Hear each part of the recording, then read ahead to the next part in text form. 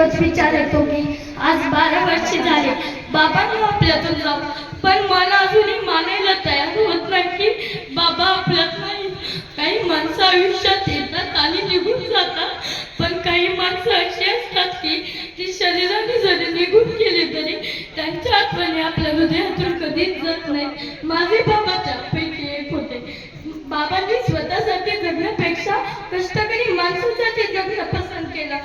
हमाल बांधवांच्या घामाला सन्मान मिळावा, त्यांच्या कष्टाला योग्य न्याय मिळावा यासाठी आयुष्यभर संघर्ष केला.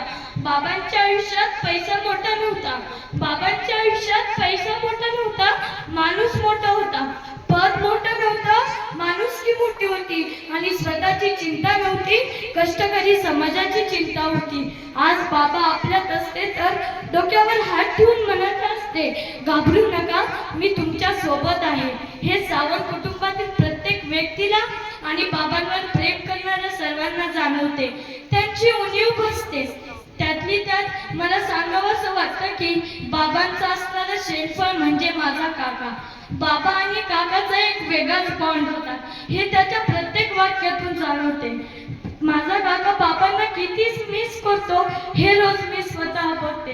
तसं आम्ही सगळे मिस करतो, मात्र काका जास्त हळवा होतो. तो सतत आठवण काढून रडत असतो. बाबांना विसरणं शक्य नाही, कारण अण्णा म्हणजे फक्त एक नाव नव्हतं, अण्णा म्हणजे कष्टकऱ्यांचा आधार होता, गोरगरिबांचा आवाज होता आणि अन्यायाविरुद्ध लढण्याची ताकद होती. आज बाबांच्या 12व्या पुण्यस्मरण दिनी त्यांच्या चरणी काही शब्द अर्पण करते. बाबा, तुम्ही आमच्यात नाहीत याचं दुःख आम्हाला कायम राहील. बाबा, तुम्ही आमच्यात नाहीत याचं दुःख आम्हाला कायम राहील, पण तुम्ही आम्हाला दिलेल्या संघर्षाचा आणि माणुसकीचा वारसा तो आम्ही कधीच विसरणार नाही. असाच चालू ठेवू. तो वारसा चालवण्याचे कार्य बाबांचे चारही भाऊ यांच्या मार्गदर्शनाखाली माझे पप्पा सुनील पप्पू आणि पप्पू अण्णा हे चालवत आहेत. मला आज आनंदाने सांगावंसं वाटतं की बाबा, तुमच्या आशीर्वादाने तुमची एक सून नगराध्यक्ष, एक नगरसेविका आणि मुलगा नगरसेवक, तुमची इतर मुलं सामाजिक वारसा आणि तुम्ही दाखवल्यावर मार्गावर चालण्याचा प्रयत्न करत आहेत. बाबा, तुमची आठवण आली की डोळे पाणवतात, पण त्याच वेळी छाती अभिमानाने भरून येते की आम्हाला बाबांसारख्या महान माणसाचा सहवास लाभला. बाबा, तुमच्या पवित्र स्फूर्तीस कोटी कोटी नमन.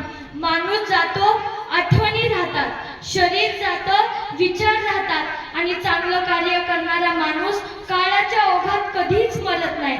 शेवट माझ्या बाबांसाठी 2 ओळी. बाबा म्हणून हाक मारताना किती आनंद व्हायचा, बाबा म्हणून हाक मारताना किती आनंद व्हायचा.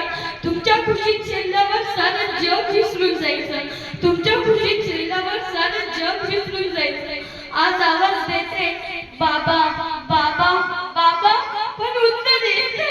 आज तुमची आठवण आली की डोळ्यातली आसपास थांबत नाही, तुमच्या बोटाला धरून चाललंय ते दिवस आठवतात.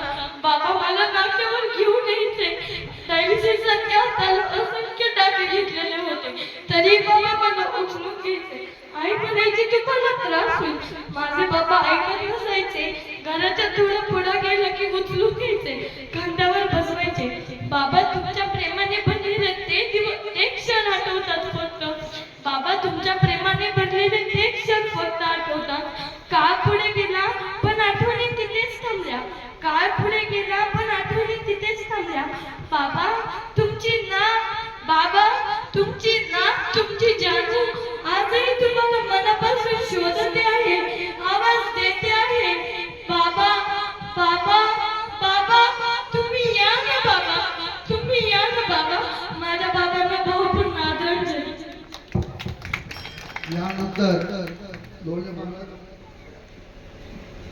धन्यवाद जयंताई.